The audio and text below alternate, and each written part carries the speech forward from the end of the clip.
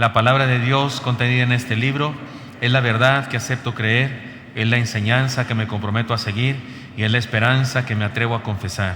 Nada me impide recibirla, nadie me evitará que la haga parte de mi vida y por ningún motivo dejaré de proclamarla. Estoy aquí para leerla, oírla y vivirla diariamente. Amén. Señor Santo, gracias por tu palabra preciosa que hoy, Señor, puedes usar como espada de dos filos, trascender nuestro ser y bendecirnos. Hazlo así, Señor, por favor, bendícenos, te lo pedimos en Cristo Jesús. Amén. Hermanos, estamos en el final de la serie Respondiendo las Señales. Hoy vamos a el último mensaje de esta serie y iniciaremos una nueva serie de Adviento, porque estamos cercanos a celebrar la Navidad, el nacimiento de nuestro Señor. Y en esta serie que culmina, estudiaremos los últimos pasajes del Evangelio de Juan, pero en relación al capítulo 18.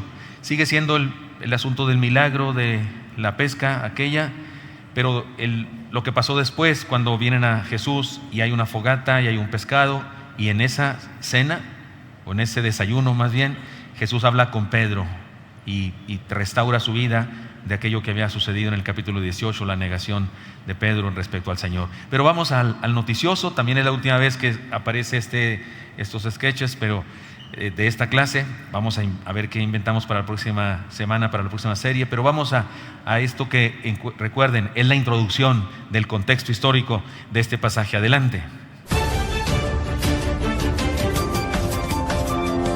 Muy buenos días, tengan todos ustedes, amigos y hermanos televidentes. Bienvenidos a La Señal del 7. Mi nombre es Asdrúbal y me acompaña Penélope Michel. Y nos da mucho gusto que nos reciban los de la generación silenciosa mayores de 70 años, los baby boomers como el Paz, los de la generación X, los de la generación Y, los de la generación Z. Ya, Penélope. Tan precisa y exacta como siempre lo entendimos. Cualquiera que sea su generación. Lo siento, pero me faltaron algunos. Los de la generación millennial y los de la generación alfa. Y sobre todo, la generación del reino de Cristo. Sean todos bienvenidos. Como siempre, la bella Penélope viene muy contenta y precisa. Y hoy estamos en un foro diferente con una transmisión especial. Y bueno, Penélope, cuéntanos, ¿qué noticias tenemos el día de hoy? Pero sobre todo recuerda no solo decirnos dónde, sino lo más importante que es cuándo. Esta vez viajaremos al año 33 después de Cristo, en los dominios del Imperio Romano, territorio judío, en los alrededores del mar de Tiberias. Los discípulos están confundidos, deprimidos, pero el Señor se les aparece por tercera ocasión y les ayuda a realizar una gran pesca, tan significativa que ellos contaron uno a uno los peces. Fueron en total 153. Eso es realmente interesante. Y como les informamos, antes de esto se trató de una oportunidad del Señor, de enseñarles que estará con ellos siempre y que bendecirá sus vidas para que sean pescadores de hombres. Pero el Señor, después de recordarles que Él siempre será su proveedor, ofreciéndoles un banquete de pescado y pan, tiene que tomar la iniciativa para restaurar a Pedro. ¿Restaurar a Pedro? ¿A qué te refieres? Sí, cuando Pedro escucha a Juan decir, ¡es el Señor!, se pone su ropa y se tira al agua. Está nervioso, tiene vergüenza, se siente desnudo ante el Señor y no se atreve ni a mirarlo a los ojos. Esa era su oportunidad de enfrentarlo, confesar su negación, pedirle perdón. Lo que hizo fue muy grave, no puede solamente dejarlo así, como si no hubiera pasado nada. ¿Qué le pasa a Pedro? Como siempre, Penélope, ilustrándonos con su gran conocimiento e impactándonos con su gran emoción. Y cómo no estar de acuerdo con ella, ¿verdad? Pero Penélope, tranquila por favor y dinos, ¿qué noticias tenemos ahora? Pues es tiempo de ir con nuestro reportero estrella. Ahora mismo mandamos nuestros micrófonos a Cipriano Casiodoro, Rey Valedor, reportero transcultural y transhistórico de nuestro programa. Brothers, sisters, Penélope, Asdrúbal, ahora estamos ante una escena hermosa, íntima, llena de gracia y perdón. El Señor le pregunta a Pedro si lo ama y lo hace 3 veces, como las 3 veces que Pedro lo negó y que el Señor le había profetizado. ¿Le preguntó 3 veces? No una, sino 3. 1, 2, 3. Como dice el Paz, aquí hay gato encerrado. Exactamente, Penélope. Hay una enseñanza maravillosa escondida en esta plática privada que ahora todos podemos conocer. Pobrecillo Pedro, se ha de sentir de lo peor. Y con razón, lo que hizo no fue algo pequeño, negó conocerlo e incluso maldijo su nombre para que le creyeran. Pero mejor vayamos a las entrevistas. Juan, aquí yo, nuevamente, necesitando información para entender la palabra. Díganos, usted que conoce bien a Pedro, ¿qué pasaba por su mente? ¿Por qué no aprovechó de inmediato la oportunidad para hablar con el Señor? ¿Acaso quería simplemente no decir nada? Ciertamente conozco muy bien a Pedro, y no pretendía dejarlo todo en el olvido. Solo que su vergüenza era tan grande que no sabía cómo comenzar. Se sentía indigno, inmerecedor de ser su amigo y seguidor.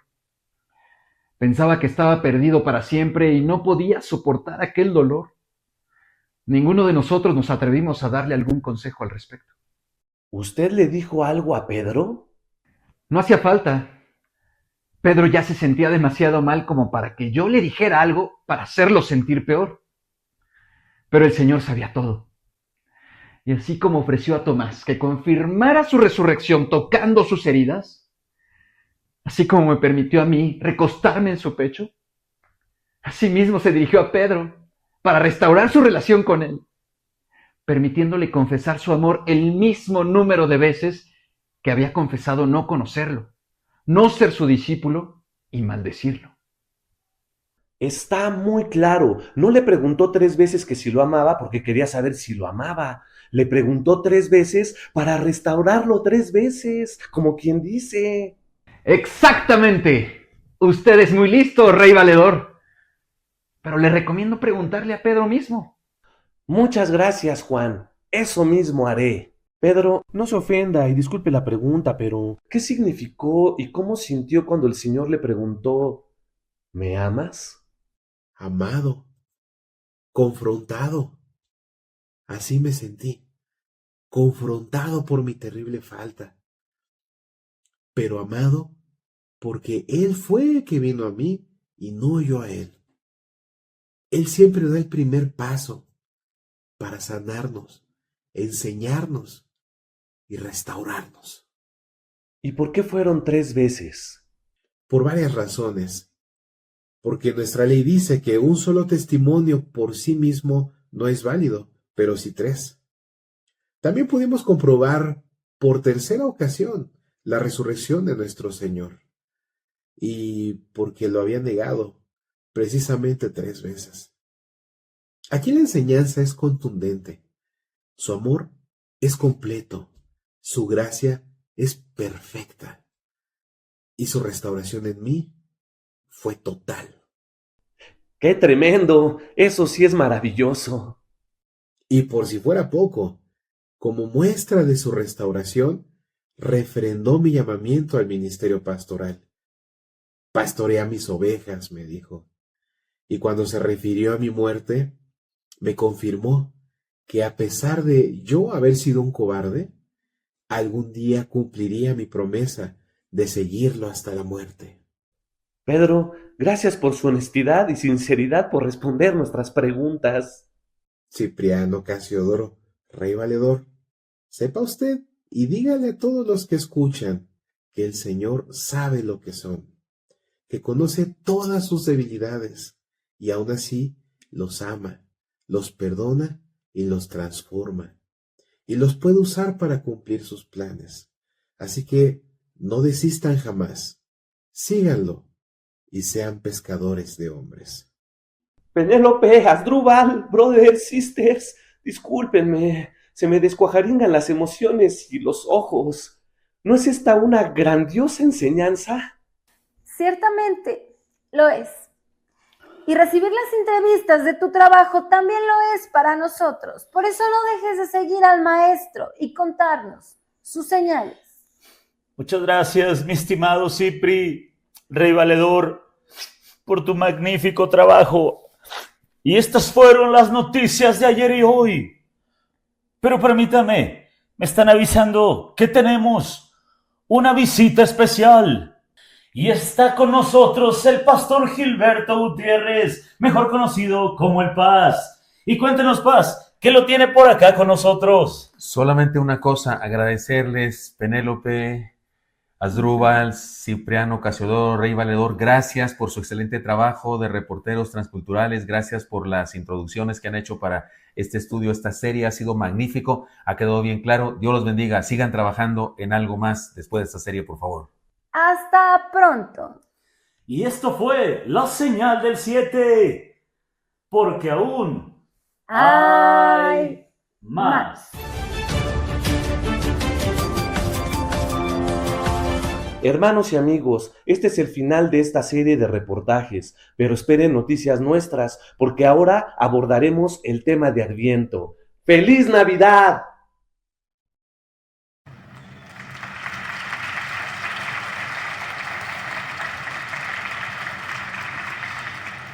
Gracias a Dios, hermanos, por estos muchachos, gracias a Dios por su trabajo, que debo decirles que, ¿sí me escuchan?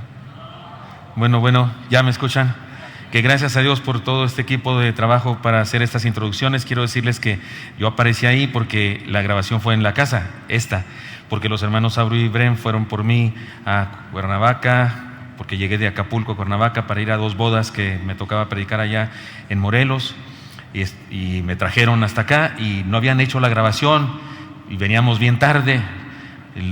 Josh recibe la grabación pues temprano, el viernes o el sábado por ahí, pero ya eran las 8 de la noche, las 9 de la noche y no habían grabado.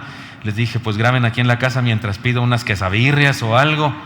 Sí vinieron las quesabirrias y ahí grabaron, estaban en la cocina justamente, y por eso se nos ocurrió que yo entrara también. Pero hasta esa hora se mandaron los videos a Josh para que él trabajara pues de noche, de madrugada, no sé, para hacer este trabajo. Es un trabajo muy arduo de todos los actores que filman, cada quien en su casa, en su oficina, donde sea, y luego se juntan, y todo esto es muy impresionante. Gracias a Dios por ellos. Y queda claro la introducción. Espero que sí, ustedes y yo tengamos este contexto histórico claro en nuestra vida. Sigámoslo, se llama el sermón de hoy, en honor a Elí, que dice que los títulos deben ser breves y no como los que yo hago. Yo hubiera puesto, hay que seguir al Señor Jesucristo en todo momento, cada día, cada mañana, algo así, según Elí, pero no, sigámoslo, con eso tenemos. La negación y restauración de Pedro, 2 textos separados, uno está en Juan 18 y el otro está en este pasaje que estamos leyendo últimamente, Juan capítulo 21, el final del Evangelio. Pero vayamos entonces y preguntémonos, ¿a quién seguimos? ¿A quién seguimos? Lo hago de inmediato de nosotros, aunque la pregunta sería, ¿a quién seguía Pedro? ¿A quién sigue a alguien que niega que lo conoce y que niega ser su discípulo? Pues ¿a quién está siguiendo? Me parece que ese es el asunto, la cuestión de fidelidad, la cuestión de la honorabilidad, de decir la verdad, siempre tiene que ver con a quién seguimos, ¿no? Con a quién voy siguiendo. Pues no sé, si voy siguiendo a alguien para robarlo, pues tiene que ver con mi personalidad. Si voy siguiendo a alguien para bendecirlo, tiene que ver con otra cosa. ¿A quién seguimos? Leamos el texto. Lo leen conmigo, por favor. ¿Cómo dice? Es Juan 18:15. Dice así: y seguían a Jesús, Simón Pedro y otro discípulo. Y este discípulo era conocido del sumo sacerdote, y entró con Jesús al patio del sumo sacerdote, mas Pedro estaba fuera a la puerta. Salió pues el discípulo que era conocido del sumo sacerdote, y habló a la portera, e hizo entrar a Pedro. Entonces la criada portera dijo a Pedro: ¿no eres tú también de los discípulos de este hombre? Dijo él: no lo soy. Y estaban en pie los siervos y los alguaciles, que habían encendido un fuego porque hacía frío, y se calentaban, y también con ellos estaba Pedro en pie calentándose. Hay algunas cosas interesantes. Se habla de un discípulo que no se dice su nombre, seguramente es Juan. Juan, en todo el Evangelio de Juan, no se dice su nombre. Cuando se habla de él, no se dice el discípulo a que Jesús amaba, o el discípulo que se recostó en Jesús y le preguntó quién era el que lo iba a entregar. No dicen su nombre porque es Juan el que está escribiendo. Al final nos dicen quién es ese discípulo. Nos dicen, y este es ese discípulo que da testimonio de estas cosas, y conocemos que tu testimonio es verdadero, y sabemos por los demás evangelios que es Juan. Se cree que Juan era incluso pariente del sumo sacerdote, y que por esa razón tenía ahí vara alta para entrar a la casa. No es una cárcel, no es un cuartel. Si hay alguaciles, si hay soldados, pero esa que está en la puerta es una mujer. Una mujer no estaba jamás en una puerta de una cárcel ni de un cuartel del ejército.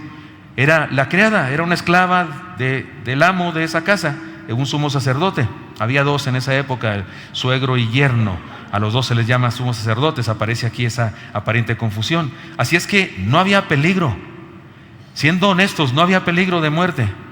Pedro está confundido, está triste, está nervioso, y cae en un pecado muy grave, negar a Jesús. Juan no lo hizo. De hecho, la pregunta de la mujer tiene relación con Juan. Juan fue y le pidió, oiga, ¿puede pasar él también? A él no lo conocía, a Juan sí lo conocía, que era pariente del dueño de la casa, pero a Pedro no, y él va a interceder por él, le deja pasar por favor. Ella sabía que Juan era discípulo de Jesús, por eso le pregunta, ¿usted también es discípulo? Y él dice, no, no soy. Y es interesante cómo lo escribe Juan en su evangelio, porque cuando se refiere a Jesús y que él dice, yo soy la luz verdadera, yo soy la vid verdadera, yo soy el pan verdadero, yo soy el buen pastor, el verdadero pastor, yo soy la vida, yo soy el camino, yo soy la verdad. Cuando Jesús dice eso, usa una frase, una palabra, ego, emi, ego de yo, emi, yo soy eso. Y aquí usa también la palabra emi, pero con la antecedente no. Es decir, Juan está dándonos un juego de palabras para enseñarnos cosas. Me parece que por eso hice una pregunta aquí en este pasaje: ¿a quién seguimos? No es lo mismo seguir a un preso. Jesús está siendo apresado. No es lo mismo seguir a un delincuente. El Señor está siendo tratado como un delincuente. No le debemos seguir a un revolucionario. El Señor era acusado de querer hacer una revolución armada en contra de Roma. O seguir al Rey de Reyes, que cumple sus planes. Si Pedro hubiera seguido al Rey de Reyes, si en su corazón hubiera estado siguiendo al Rey de Reyes, no tiene problemas en decir, por supuesto que lo soy, por supuesto que soy suyo, pero quién sabe a quién va siguiendo. No lo juzguemos demasiado fuerte, no lo juzguemos demasiado severos. Nosotros tenemos que preguntarnos a nosotros mismos también, ¿a quién seguimos? ¿A quién sigo cuando me da vergüenza que sepan que soy cristiano? ¿A quién sigo cuando en una reunión de trabajo, de amigos o lo que sea, de repente se hacen cosas que están incorrectas o se dicen cosas y no me atrevo a decir nada para no quedar mal? Y no demuestro que soy cristiano, o sea, niego que soy cristiano. Si no lo demuestro, si no lo manifiesto, entonces estoy negando mi caminar siguiendo al Rey. ¿A quién sigo? ¿A un crucifijo? ¿A quién sigo? ¿A un concepto religioso? ¿A una estampita? ¿A una cosa que traigo colgado aquí que me dio alguien? Que no es Jesús para nada. ¿A quién sigo? ¿A quién estoy siguiendo? Si sigo al Rey de Reyes, si sigo al Todopoderoso, me importa un comino lo que digan los demás. Hay quienes no se atreven ni a orar en un restaurante porque tienen vergüenza que los demás los vean o algo así, o van a una casa de otra persona y no oran así. No, aquí no ores, mi vida, aquí tranquila, porque aquí no oran. A lo mejor hasta podemos decirle a nuestros amigos, compadres, amigos, parientes, ¿me dan permiso de orar? Yo tengo la costumbre de orar, ¿me dan permiso de orar? Le aseguro que si usted lo hace, al rato le van a decir cuando vaya, ore compadre, ora hermano, me gusta así como oras.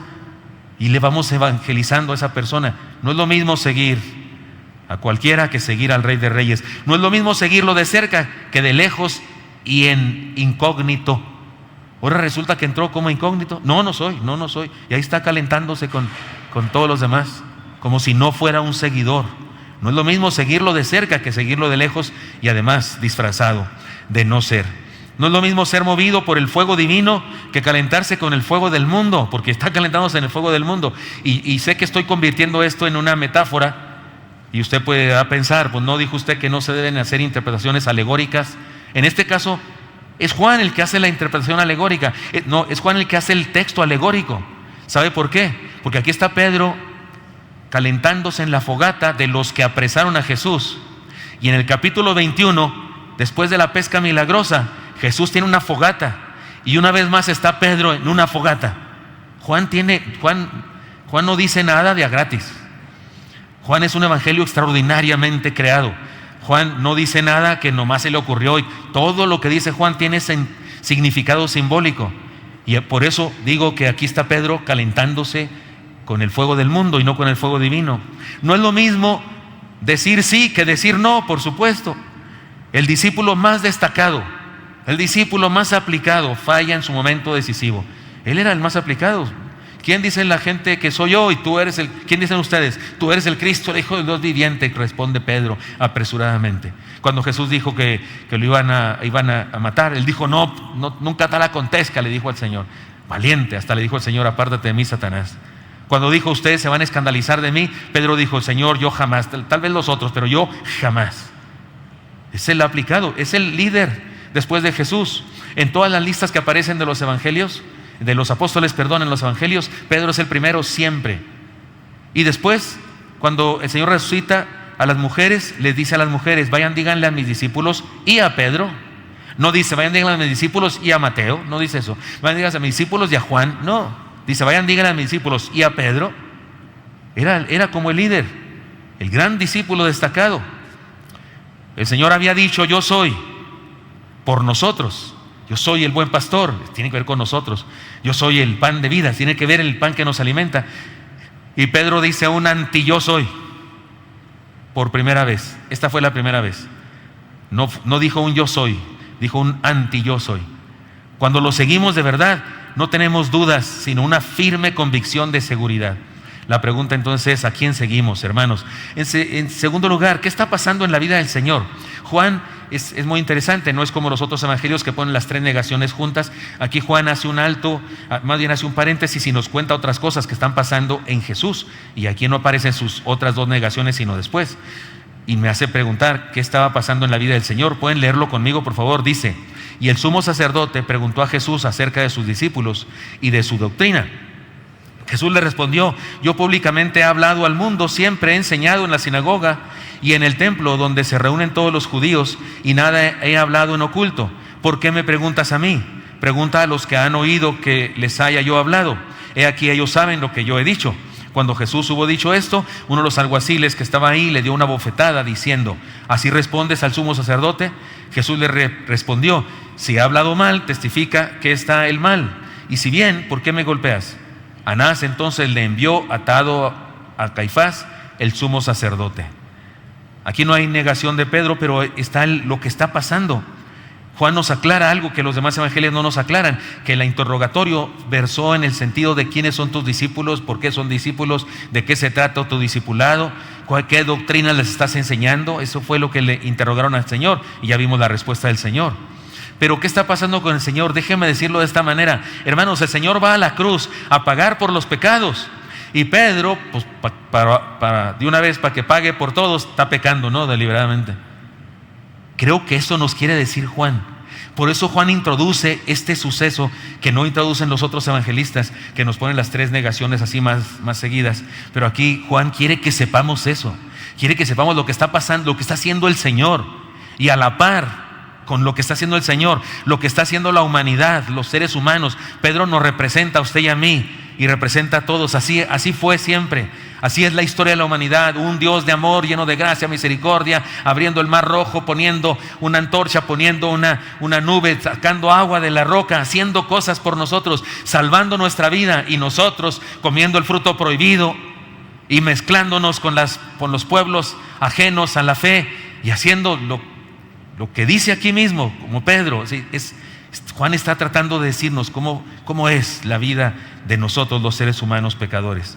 Pedro estaba pecando deliberadamente mientras el Señor estaba caminando para pagar por esos pecados. El Señor está a punto de pagar por esos pecados, y esto me hace pensar que se trata de una gracia que brilla y se agiganta. ¿Qué hay en este pasaje? Gracia, maravillosa gracia, esa gracia extraordinaria que canta Elí, esa gracia sublime que cantaba aquel ex tratante de esclavos y que compuso aquella canción acerca de la gracia tan hermosa. Ahora, ¿qué pasa con nosotros? Mientras ya vimos qué pasa con Jesús, lo que está haciendo, ¿qué pasa con nosotros? Lean conmigo por favor el texto, encontraremos las otras dos negaciones. ¿Cómo dice? Estaba pues Pedro en pie, calentándose, y le dijeron, ¿no eres tú de sus discípulos? Él negó y dijo, no lo soy. Uno de los siervos del sumo sacerdote, pariente de aquel a quien Pedro había cortado la oreja, le dijo: ¿no te vi yo en el huerto con él? Negó Pedro otra vez y enseguida cantó el gallo. Oiga, hermanos, otra vez es un siervo de los sacerdotes. No es un alguacil como el que golpeó al Señor. Es un siervo de los sacerdotes, un criado, un esclavo. Y además, ¿cómo lo niega si el que le mochó la oreja a Pedro era su primo? Dice que era su pariente, ¿no? Sí leyó conmigo. O sea, le podía, yo, ¿cómo que no? Ya tú estabas, si le mochaste la oreja a Malco, mi primo.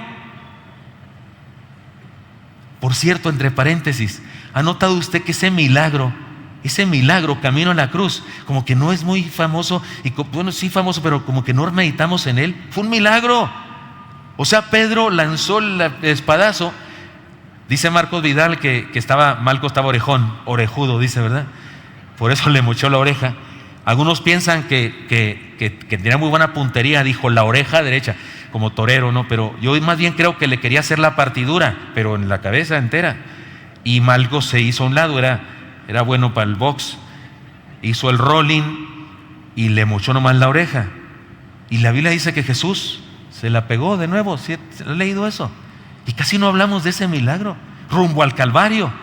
O sea, va a morir y todavía va haciendo milagros. O sea, va resolviendo problemas de la gente. Porque Pedro iba a meter en problemas, se iba a meter en problemas él. Porque cuando estaba Jesús cerca y ahí libre, sí era muy, muy valiente. Cuando estaba preso y estaba siendo golpeado y demás, como que le entró la cobardía. Pero de todas maneras, negó otra vez. Por favor, como dijo Penélope, Pedrito. ¿Qué resulta de esto? Léanlo conmigo, porque esto es en plural y no quiero decirlo solo. Léanlo conmigo. ¿Qué nos enseña esto? ¿Qué está pasando con nosotros? Lean conmigo la primera frase. ¿Qué dice, hermanos? Somos débiles. No nos creamos tanto, por favor. Ese fue el problema de Pedro. Y cuando yo sea apresado y los ancianos del pueblo me tomarán, me encarcelarán, me golpearán, me agredirán y me quitarán la vida. Y Pedro dice: no, Señor, nunca tal acontezca. Dice: sí, Pedro, y todos ustedes se van a escandalizar de mí como ovejas cuando les quitan su pastor. Y dice Pedro: no, Señor, yo jamás, lo pueden hacer los demás, pero yo no te creas tanto, somos débiles. Nunca lleguemos a la conclusión absurda de creer que no necesitamos más ayuda y que hemos llegado a una estatura del varón perfecto. Ninguno de nosotros tiene posibilidades de decir eso, a menos que esté mal de la cabeza. Somos débiles. Y no solo eso, dice también esta enseñanza, léanla conmigo por favor: no confiemos en nosotros. Con todo respeto, promotores de la superación personal, no estoy hablando con ustedes, hermanos míos de la iglesia, estoy con los que me están oyendo por internet, tal vez de otro lado. No confiemos en los promotores, discúlpeme, promotores de la superación personal, que se les llena la boca de decir: confía en ti mismo y declárate vencedor. Y algunos de esos promotores de la superación personal se dicen pastores también, son falsos profetas, falsos apóstoles, que predican un falso evangelio, el evangelio del humanismo, el evangelio del yo puedo. Discúlpenme. Enseñémosle a nuestros hijos a confiar en Dios, en Cristo, en la gracia de Dios. Cree en ti, hijo mío. Eso le tienen diciendo los papás a las nuevas generaciones por años, y por eso está la humanidad como está. Y si usted se está molestando por lo que estoy diciendo, porque le parece fantástica frase y hermosísima, ten confianza en ti mismo, déjeme decirle que la Biblia dice: maldito el hombre que confía en el hombre y pone carne por su brazo. Y yo soy hombre, y confiar en mí es maldito, dice el Señor. ¿Quieren más? La Biblia dice: engañoso es el corazón más que todas las cosas, ¿quién lo conocerá? Y ahí andamos diciendo que haz lo que te dicte tu corazón. Eso dicen todas las películas de Disney. Haz lo que te dicte tu corazón, que nadie te impida hacer lo que tu corazón quiere. Tu corazón manda. Engañoso es el corazón más que todas las cosas, dice la palabra. Y ahí andamos nosotros creyéndonos esas filosofías del mundo. Somos no confiables. Solo por su gracia, cuando nos hace nacer de nuevo y cuando su Santo Espíritu dirige nuestras vidas. El apóstol Pablo decía: y para estas cosas, ¿quién es suficiente? Y la pregunta es una pregunta retórica que significa: nadie es suficiente, solo el Espíritu Santo en nosotros. Así es que enseñémosles a nuestros hijos a confiar en Dios, en Cristo. Nos encantan unirnos al mundo y enseñarles el humanismo. Y claro que sí, deben tener confianza y deben tener valor. Y claro que deben enfrentar las situaciones de la vida, no ser pusilánimes, por supuesto. Pero su confianza debe estar en un punto firme, en un punto que, como dijo aquel científico de la antigüedad, dadme un punto de apoyo y moveré el mundo. Se refería al poder de una palanca. Pues el único punto de apoyo se llama la roca eterna de los siglos, se llama Jesús. No somos nosotros, no es mi ego, no es mis habilidades, mis capacidades, no, señores, es Jesús. Así es que, hermanos, somos débiles, no confiemos en nosotros mismos, confiemos en el Señor que nos creó. Lean conmigo el número 3, como dice: no nos juntemos con los malos. Ahí anda Pedro en el fuego de los perversos, y lo vuelven a interrogar y no, yo no. Y en otro evangelio dice incluso que maldijo su nombre para que le creyeran. Lean conmigo el que sigue, como dice: no nos dejemos llevar por el miedo. Hermanos míos, el miedo es bueno, el miedo hace falta, pero no debemos dejarnos llevar por ese miedo. Aquí Pedro se dejó llevar por ese miedo. El miedo es normal, nos ayuda, el miedo nos ayuda. El miedo nos puede salvar de un perro que nos corretea, porque corremos más rápido con miedo que sin miedo. ¿Sabía usted eso? Usted salta, lo persigue a alguien y al otro día va con su familia. ¿Y cómo fue, papá? Y usted le dice a sus hijos y a su esposa: no, pues corrí por aquí, salté esa barda. Y, no, espérate, papá, tú ni la tina del baño puedes meterte. ¿Y a cómo saltaste esa barda? Y uno dice: ¿de veras cómo la salté? Sí, saltamos más alto cuando tenemos miedo. El miedo es bueno, Dios nos lo dio para evitar peligros, pero no es una cosa para quedarse en ella, sino para superarla. Ahora bien, hermanos, si lo hemos hecho como Pedro y nos ha dominado el miedo y hemos fallado al Señor y hemos negado que somos sus discípulos de diferentes maneras, nuestro comportamiento, nuestra palabra, nuestra omisión, como dice el yo pecador, entonces arrepintámonos y pidamos perdón, hermanos míos. Ahora bien, ¿qué hace el Señor? Vamos a otro texto. Ahora la pregunta es: ¿qué hace el Señor al respecto? ¿Y a qué nos desafía? Ante esta realidad, somos Pedro, ustedes y yo, somos como Pedro, ustedes y yo. Ante esta realidad, ¿qué hace el Señor? Vayamos a la escena final del Evangelio de Juan, porque Jesús, nuestro Señor, no dejó la cosa como estaba. Pedro parece que la iba a dejar así porque no se animaba a hablar con el Señor. Pero el Señor Jesucristo no dejó la cosa como está, no podía irse, no podía ir a la cruz del Calvario sin antes resolver el asunto de Pedro y darle confianza, darle aliento y fortalecerlo y comisionarlo. He aquí las enseñanzas que tiene para nosotros el texto. Asegurémonos de amar al Señor, asegurémonos de amar al Señor. Lean conmigo el texto, por favor. Cuando hubieron comido, Jesús dijo a Simón Pedro: Simón, hijo de Jonás, ¿me amas más que estos?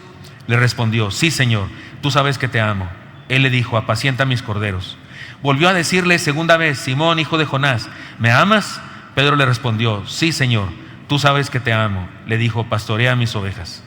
Le dijo la tercera vez: Simón, hijo de Jonás, ¿me amas? Pedro se entristeció de que le dijese la tercera vez: ¿me amas? Y le respondió: Señor, tú lo sabes todo, tú sabes que te amo. Jesús le dijo: apacienta mis ovejas. Existen varias explicaciones sobre por qué el Señor Jesucristo le pregunta a Pedro 3 veces. Yo he explicado aquí la que considero correcta, pero déjenme decirles que algunos piensan que se trata de, bueno, hay diferentes versiones, pero antes de las versiones de por qué le dijo 3 veces, hay una cosa que está clarísima, esta no tiene discusión alguna, independientemente de cuál creamos que sea la razón, esta no tiene discusión alguna, esta está en medio de todo. Antes de hacer cualquier cosa en la vida, hermano, antes debemos asegurarnos de estar enamorados del Señor.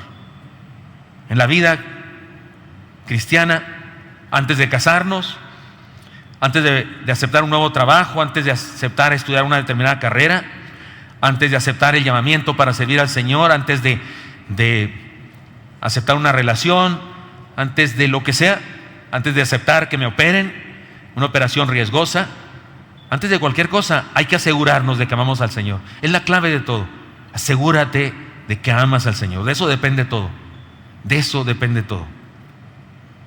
Creo que esta triple pregunta tiene que ver con eso, pero con algunas cosas algunos piensan que esta razón de hacerlo 3 veces, como dijo ya Pedro acá, en las leyes judías se establecía que el testimonio de una sola persona sobre una verdad, lo que fuera, no era válido, una persona, pero el de 3 personas sí valía.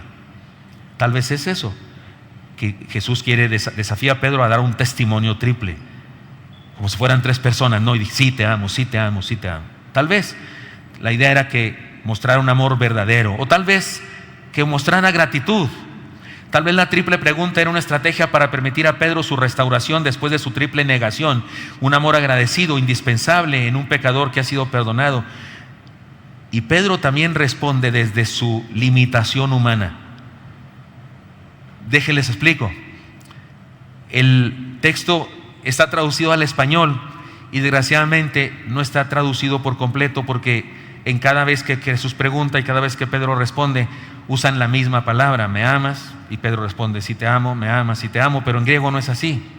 En griego el Señor Jesucristo usó el verbo, en las 2 primeras preguntas usó el verbo agape, y Pedro respondió con el verbo fileo. Hay un hermano muy famoso que dice que el agape es el amor de Dios, un amor que solamente es de Dios, y que el amor filial es de los seres humanos, pero muchos teólogos lo contradicen, porque resulta que en los evangelios y en la Biblia entera, agape y fileo son intercambiables. Incluso cuando la Biblia dice, Jesucristo dice que el Padre ama al Hijo, usa el verbo filial, amor filial, no usa el verbo agape. El Padre ama al Hijo con amor filial. Entonces por eso dicen algunos, no significa eso, que el amor agape es el amor de Dios y el amor fileo es el amor de los humanos. Tal vez no significa eso, pero entonces ¿por qué? Le pregunta, porque les quiero decir una cosa. Hagan de cuenta que agape es amor y cariño es el amor filial. Yo sé que en español significan cosas diferentes, más profunda es el amor que el cariño, pero en el mundo popular como que son iguales, salvo que José dijo que amar y querer no es igual. Pero usted le dice a su hijo te amo, ¿no es cierto? Y también le dice te quiero, ¿no es cierto? Y es como equivalente. Suponiendo que es así equivalente a amor agape y amor filial, la pregunta fue hecha así. Jesús le dijo a Pedro, ¿me amas con amor agape? Y Pedro respondió, sí Señor, tú sabes que te amo con amor filial. ¿Me amas con amor agape? Y Pedro dijo, sí Señor, tú sabes que te amo con amor filial. Y finalmente le dice Jesús, Pedro, ¿me amas con amor filial? Y Pedro dice, se entristeció que le preguntara 3ª vez eso, y ahora al revés, y le dice, sí Señor, tú lo sabes todo. Tú sabes que te amo con amor filial. Pedro siempre dijo la misma palabra. Jesús dijo 2 veces la palabra amor agape, y la última dijo la misma palabra de Pedro. ¿Qué significa eso? Si no significa lo que dijo ese teólogo famoso, que amor agape es el amor de Dios y amor filial el amor de los hombres, porque insisto, todos los evangelios se manejan como iguales. ¿Qué significa entonces? Yo pensé mucho y llegué a esta conclusión. Hermanos, si yo le digo a mi esposa, porque yo le digo a mi esposa que la quiero y le digo que la amo, y también ella me dice que me quiere y que me ama, pero si un día yo le digo, mi vida, ¿me amas? Y ella me dice, sí, te quiero, no está bien la respuesta. ¿Están de acuerdo conmigo? Porque no le pregunté si me quiere, le pregunté si me ama. Y si le digo otra vez, ¿me amas? Y me dice, sí, me caes a todo dar, me caes bien, eres buena bestia, así se dice en mi tierra. No estoy contento, porque si yo pregunto, ¿me amas? Espero que me diga, te amo. ¿Están de acuerdo conmigo? Yo creo que por ahí va la cosa, aunque sean palabras sinónimas, y lo confirmo cuando la primera vez que Juan escribe que Cristo le preguntó a Pedro si lo amaba, añadió, más que estos. ¿Notó usted eso? Solo la primera vez lo añadió. Yo puedo llegar a la conclusión que las otras veces también estaba, la segunda, también estaba ese añadido, pero Juan se lo ahorró porque era la misma pregunta. Pero aquí está el texto, póngamelo por favor otra vez. Dice, ¿me amas más que estos?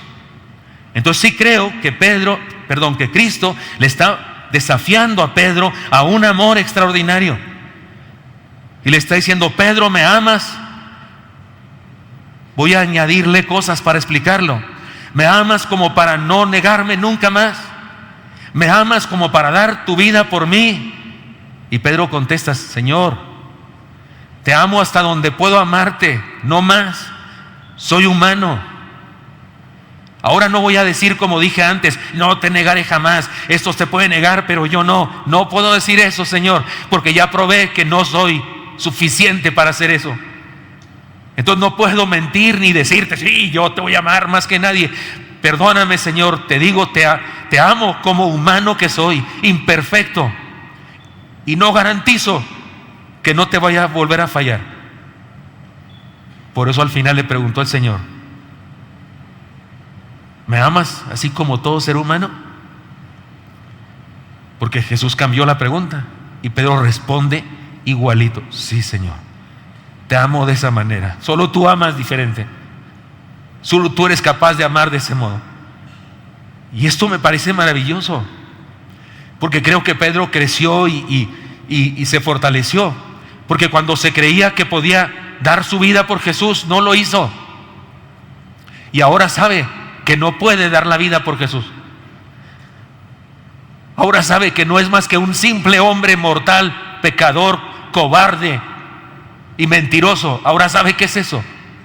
Y por eso, cuando finalmente de viejo fue llevado a la cruz, pudo morir por Cristo. ¿Por qué? Porque sabía que no podía, pero que Él podía en su vida. ¿Me expliqué? Este diálogo de Jesús con Pedro es impresionantemente importante para usted y para mí.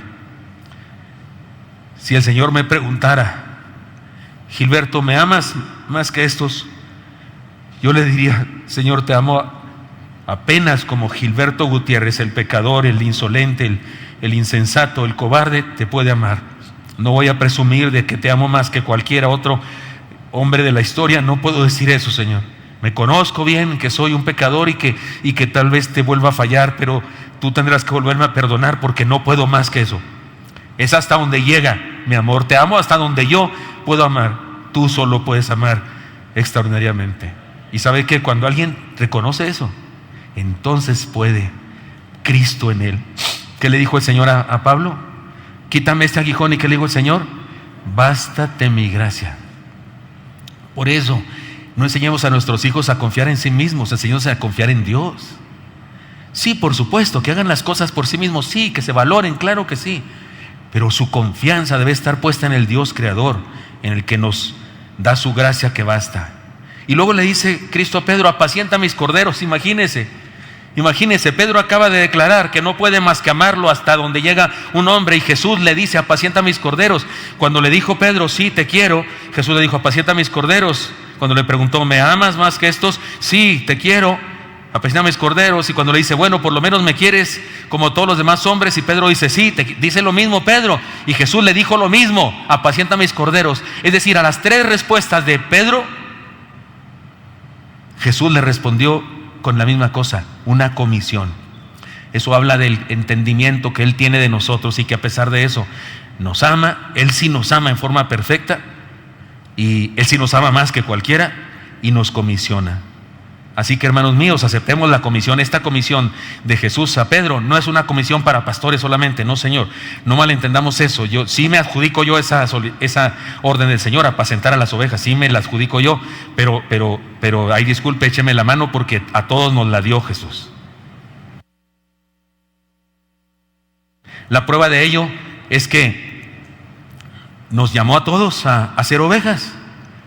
Y dígame usted, en un rebaño de ovejas hay unas ovejas, hay perros pastores, hay un pastor viejo, pastor mexicano, no, un pastor humano. De ovejas, perros y pastor humano, ¿quién de los tres elementos pare nuevas ovejas? ¿Los perros? No, los perros dan a otros perros pastores. Los pastores, los humanos, dan nuevas ovejas. No, Dios mío, no.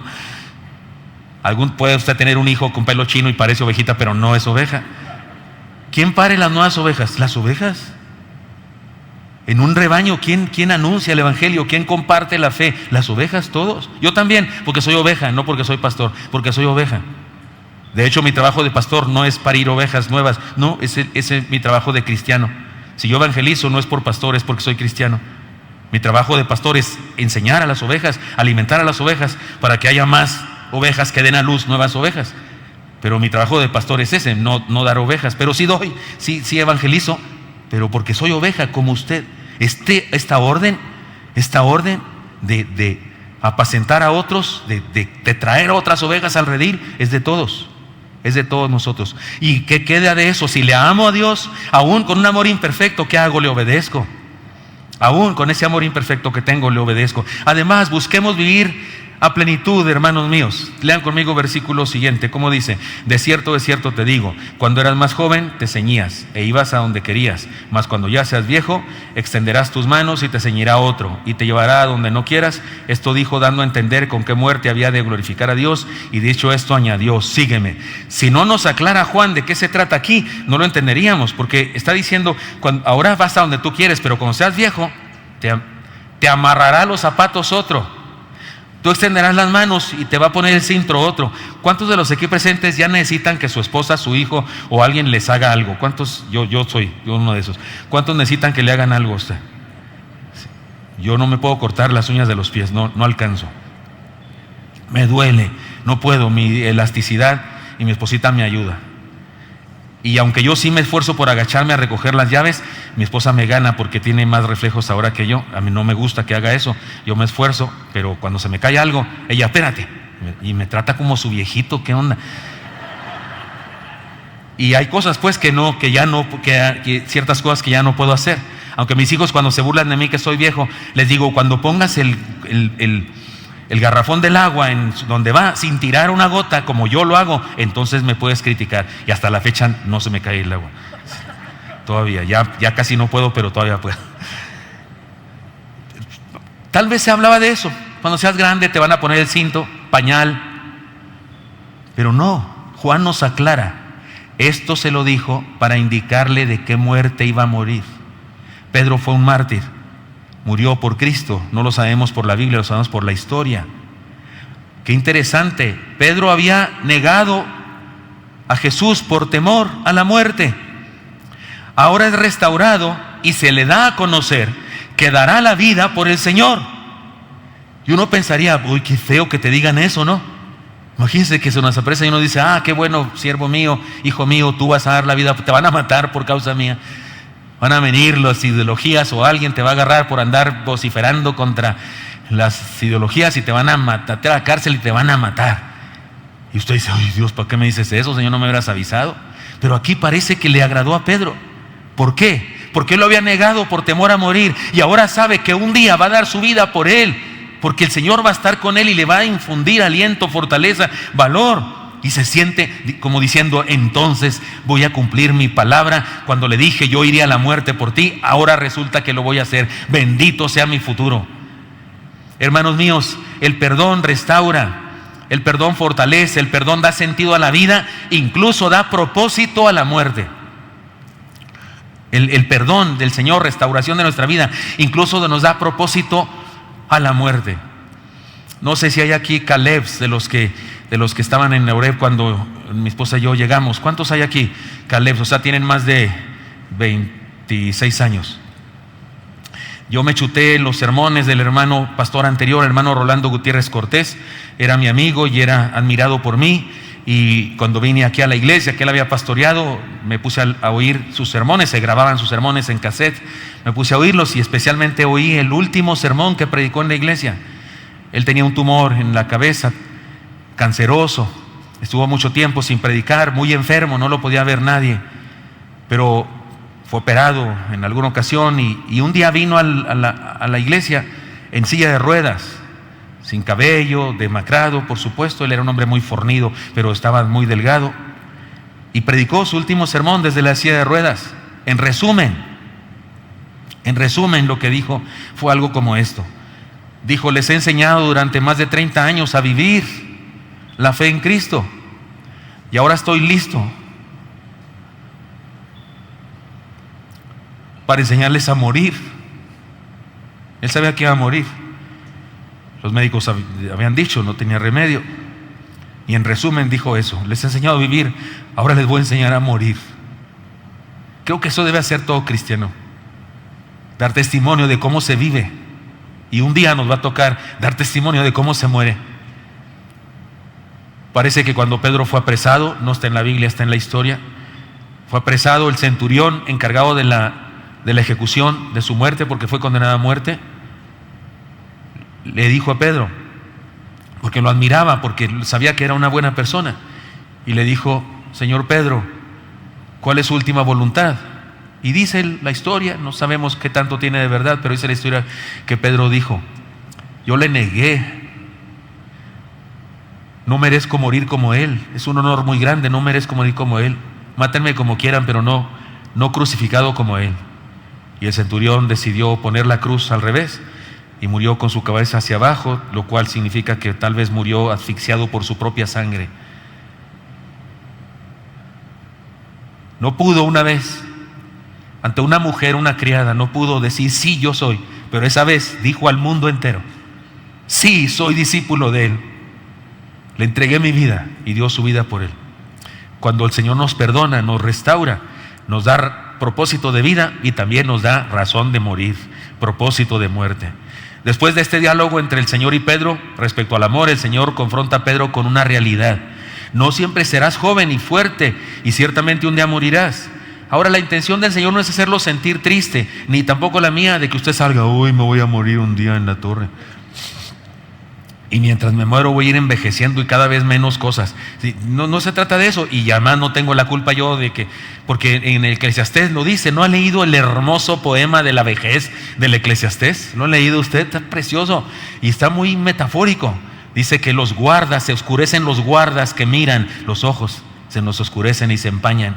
Y dice que las muelas se nos caen también, y que los hombres fuertes, los hombros se encorvan. ¿Sí ha leído usted? Y luego después hace metáforas que dice: cuando el cántaro se quiebre en el pozo y cuando la cadena de oro se rompa. Y está hablando de nuestra vida que se quiebre, que nos morimos.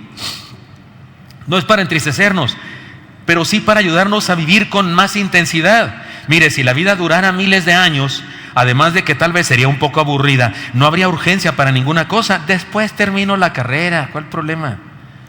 Después arreglo mi cuarto, mamá, total, tenemos miles de años. Después hago esto, aquello. Oiga, mire lo que dice la Biblia. Lean conmigo el Salmo 103, 15 a 16, ¿cómo dice? El hombre como la hierba son sus días, florece como la flor del campo, que pasó el viento por ella y pereció, y su lugar no la conocerá más. Sé lo que es eso. Salí de la casa rápido y por la ventana que da un patiecito que hay en la casa donde tengo mis cactus, porque yo colecciono cactus, soy fanático de los cactus.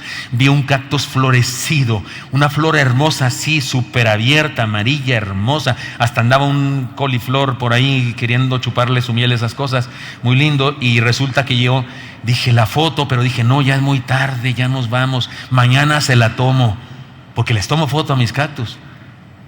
No sé para qué, nunca los vuelvo a ver, pero ahí están. Y no me olvidé, y al siguiente día me acordé la foto y salí, estaba toda así arrugada y a punto de caerse. Un día duran esas flores de ese cactus en particular. No sé si algunos otros son mejores y duran más, no sé. Sécase la hierba y marchítase la flor, dice la palabra. Lean conmigo ahora palabra de Santiago. ¿Cómo dice? Cuando no sabéis lo que será mañana, porque ¿qué es vuestra vida? Ciertamente neblina que se aparece por un poco de tiempo y luego se desvanece. Y Pedro mismo cita el Salmo, Pedro, al que Jesús le dijo eso. Lean conmigo: porque toda carne es como hierba, y toda gloria del hombre como flor de la hierba se seca y la flor se cae. Lo dice Pedro citando el Salmo, pero eso está en Pedro, 1 Pedro 1:22. No se trata de ser fatalistas, hermanos, pero sí de ser sabios en la conciencia de la temporalidad de nuestra vida. Procurar vivir a plenitud por causa de eso. Esto es lo triste de muchos seres humanos, especialmente jóvenes, que se creen con la vida comprada, se creen eternos y que nunca les va a pasar nada, y no se percatan de lo breve que es la existencia. Los papás, los adultos, sí nos damos cuenta, ya tenemos experiencia, un suspiro y nuestros hijos ya no nos necesitan. En un abrir y cerrar de ojos y ya son jóvenes y comienzan a alejarse de nosotros. En un abrir y cerrar de puertas y ya no están. Y lo peor, se fueron con una o con uno que ni es de la familia. ¿Quién sabe de dónde lo agarraron? O la agarraron y nos abandonaron a nosotros, por Dios santo, que les cambiamos los pañales, lo cual no tiene nombre, no tiene precio, no se paga con nada. Así con los otros hijos que tienen ellos, ¿verdad? Hermanos míos, Usted y yo lo sabemos eso. Ahora ya de grandes, no solo no les tenemos que dedicar tiempo, no, les pedimos que nos dediquen tiempo. Y ellos nos bendicen con migajas de tiempo. ¿Cierto o no es cierto, hermanos? Pero así es la vida. Y sí, transcurre y de pronto ya nos vemos con el nido vacío. Ya he dado testimonio que en mi caso me gusta mucho mi nido vacío. Cuando se me llena me gusta, pero ya quiero que se me vacíe otra vez. Busca vivir a plenitud, es la idea del Señor para Pedro.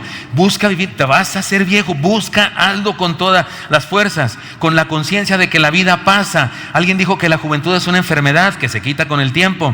Nadie es joven siempre, discúlpenme, hermanos. Aunque algunos andan buscando el elixir de la eterna juventud, no van a encontrar más que novelas. Pero hermanos míos, no podemos postergar la juventud. Nadie puede postergar la juventud, ni un solo día. Podemos conservar el entusiasmo, pero somos viejitos entusiastas.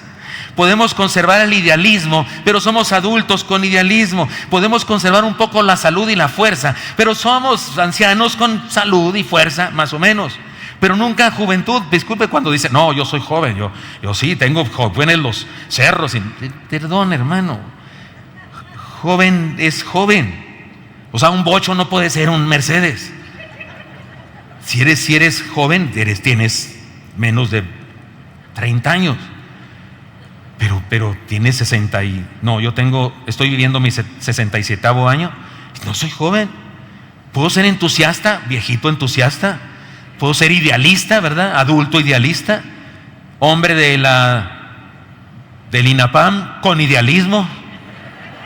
Pero no soy joven. Y estoy contento con no ser joven. Porque los jóvenes no tienen cosas que yo sí tengo. No tienen experiencia. Algunos son irresponsables.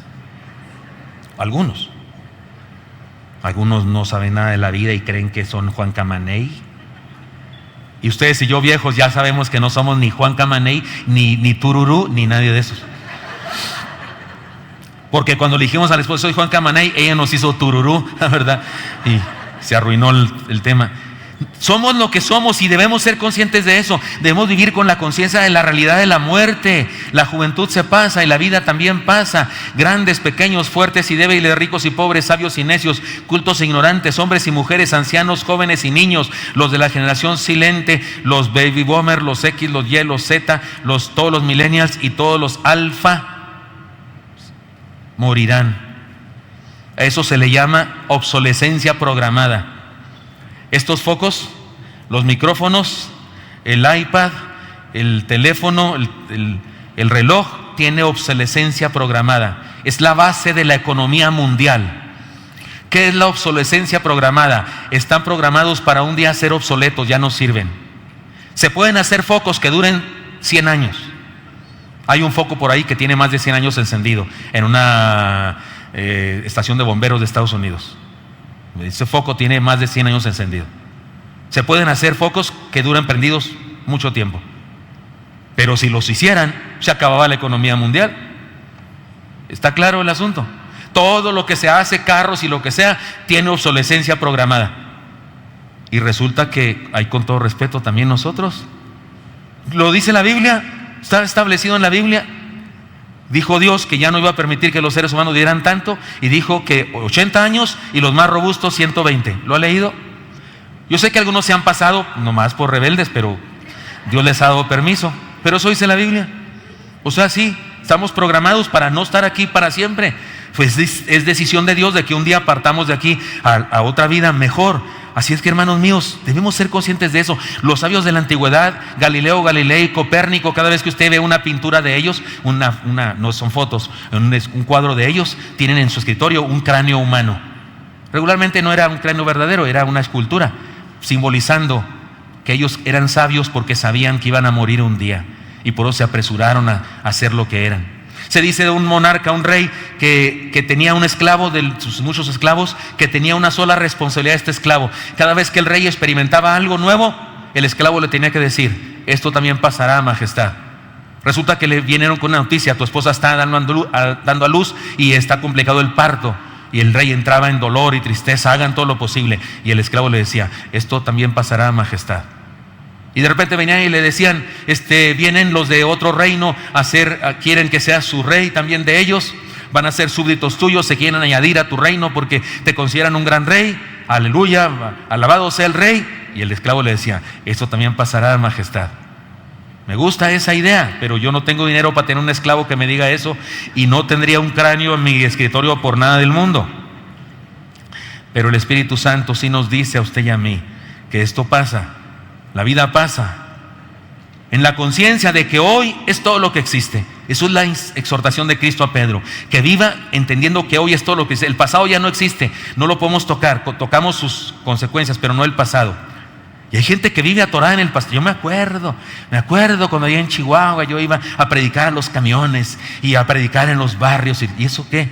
Usted no puede iluminar una sala con una vela que fue encendida ayer. O se enciende hoy o no sirve para nada la vela. ¿Estoy hablando claro? Pero de repente vivimos el pasado glorioso de lo que hicimos. ¿Y qué estamos haciendo ahora? O hay quienes viven la gloria del futuro. Ahora que me gradúe, van a ver, ahí sí voy a ser cristiano, pastor. Ahora que me case, entonces sí voy a ser buen cristiano. Y ahí se van, hasta que va a decir, ahora que me muera, pues sí, en el cielo a lo mejor sí le va mejor, hermano. Ahora se va al infierno, pues no le va a ir mejor. ¿De qué estamos hablando? Hoy es el único día que existe, aquí estamos, que voy a seguir a Jesús hoy. Eso le está diciendo Cristo a Pedro. Le está exhortando a vivir con pasión esta vida ahora mismo. Y tal vez el Señor sabía lo que Pedro iba a preguntarle. El Señor confrontó a Pedro y a nosotros también con esta verdad. El tiempo corre y la vida se nos va. La vida física no retoña. Así que debemos aprovecharla. Cada oportunidad de la vida debe ser aprovechada, cada instante para vivir a plenitud. Si digo amar a mi esposa, debo amarla cada día y aprovechar el tiempo. Porque un día no habrá posibilidades, dice la Escritura también. Por eso lean conmigo esta frase para finalizar este punto. ¿Cómo dice? Sígueme. Ante la realidad de lo limitado de nuestra vida, no hay más que hacer que seguir al Señor. Síguele, hermano. Letra C, ahora cumplamos con nuestra misión. Volviendo, Pedro vio que le seguía el discípulo a quien amaba a Jesús, que es Juan, el mismo que en la cena se había recostado al lado de él. Es Juan, ya sabemos, no dice su nombre, pero sabemos eso. Y le había dicho, Señor, ¿quién es el que te va a entregar? Cuando Pedro le vio a Juan, le dijo al Señor, ¿qué de este? Otra vez Pedro, otra vez regándola con su amor filial. Jesús le dijo, si quiero que él quede hasta que yo venga. ¿Cómo se traduce qué a ti en buen chilango, hermanos? ¿Qué te importa, Pedro? No te metas no es tu asunto. Sígueme tú.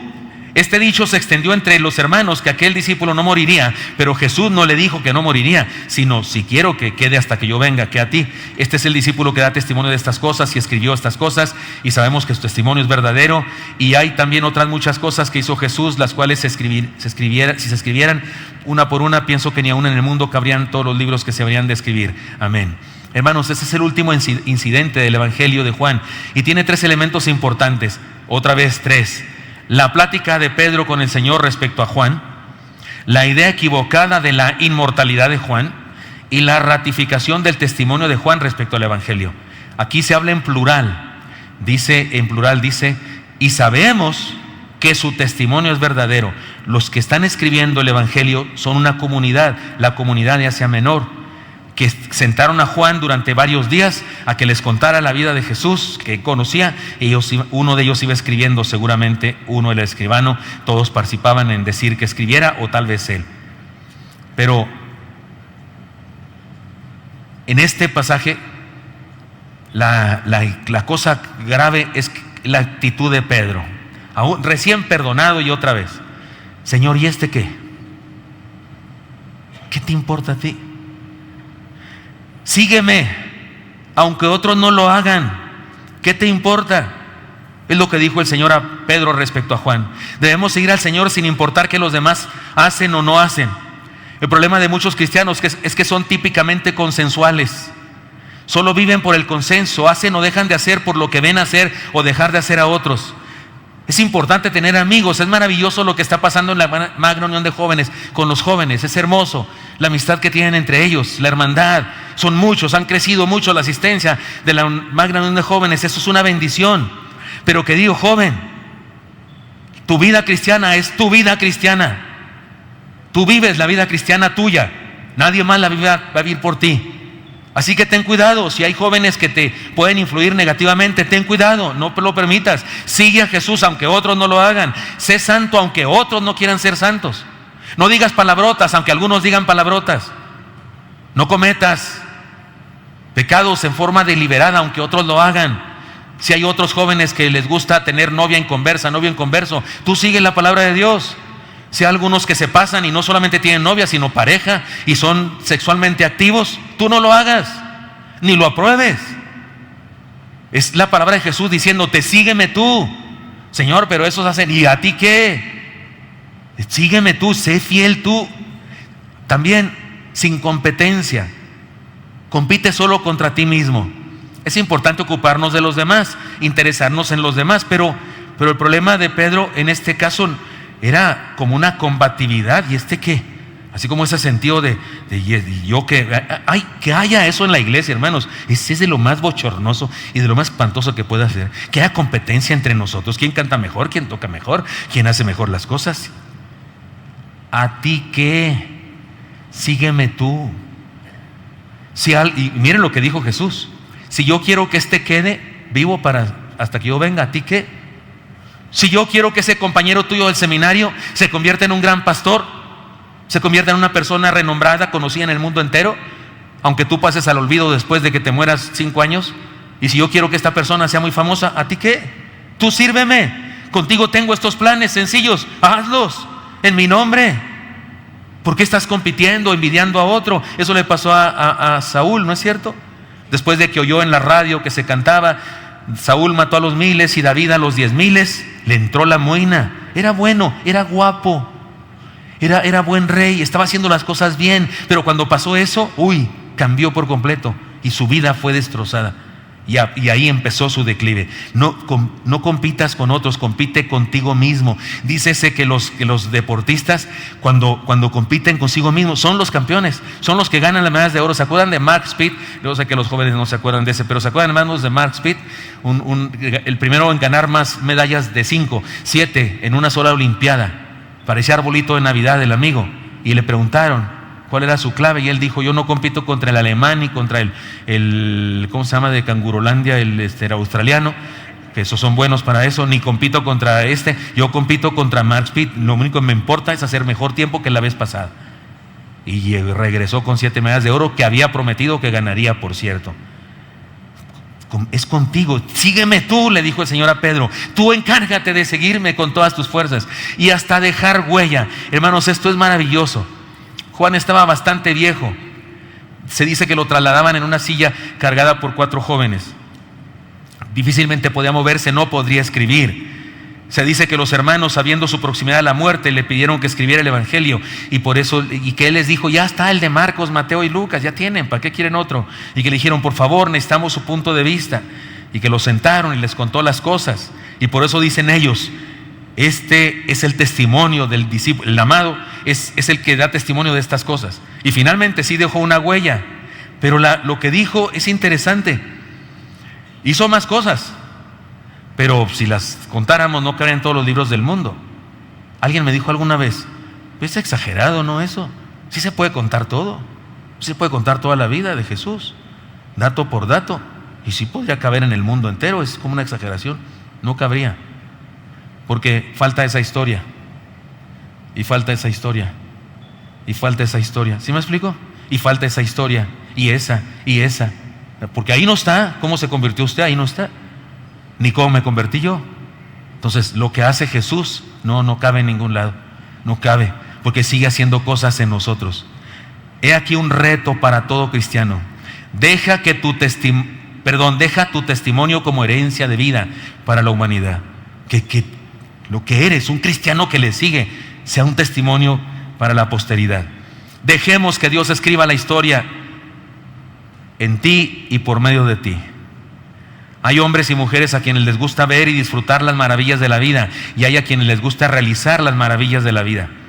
Esta es la diferencia entre los genios y la gente del montón. Esta es la diferencia entre un admirador de la música clásica y Federico Händel. Esta es la diferencia entre los que saben la historia y los héroes que la han escrito. El día de hoy, hermanos míos, el día de hoy es el vértice más importante de la historia. Hoy es el vértice de mi historia, porque el ayer ya pasó y el mañana no existe. Y yo decido cómo será el mañana en algunas condiciones, en otras no, pero las enfrentaré con la decisión que yo tome. ¿Qué vamos a hacer de nuestra vida? Es una decisión que corresponde tomarla ya, hoy, no mañana, hoy. Y no me vayan a decir, sí, mañana comienzo con eso, pastor. No me van a decir eso. Podemos ser uno de los millones de espectadores que habitan este planeta, o podemos ser un protagonista. Asegurémonos de amar a Dios con todo el corazón. Lean conmigo es un acróstico, no les había dicho. Leanlo conmigo, por favor. ¿Cómo dice? Asegurémonos de amar a Dios con todo el corazón. Busquemos vivir a plenitud cada instante de la vida. Cumplamos con la misión que Dios nos ha encargado y seamos un instrumento de Dios para escribir la historia, y dejemos que Dios escriba una maravillosa historia en nosotros y con nosotros. Es el ABCD de seguir a Jesús. Su amor transforma, su amor nos bendice, nos restaura, y su amor nos comisiona. Pastorea a mis ovejas, le dijo a Pedro. Ve y alcanza otras ovejas. Ve y haz que los chivos se conviertan en ovejas. Ve, alcanza a la oveja perdida que está balando, que está haciendo ruido para que ser encontrada. Tráela, yo seré su pastor.